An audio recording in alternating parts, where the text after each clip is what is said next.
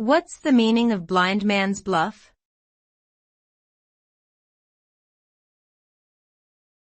Blind man's bluff.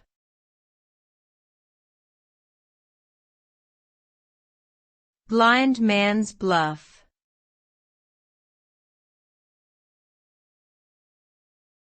Blind man's bluff.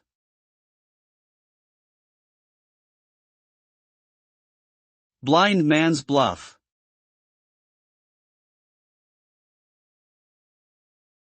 Blind man's bluff is a popular children's game in which one player is blindfolded and must locate and tag the other players. The name of the game is derived from the term bluff, which means to deceive or mislead. In this game, the blindfolded player is at a disadvantage and must rely on their other senses to locate the other players. The game requires strategy and quick thinking, as the other players can move quickly and avoid being tagged. Blind man's bluff can also be used metaphorically to describe situations where someone is operating at a disadvantage or without complete information.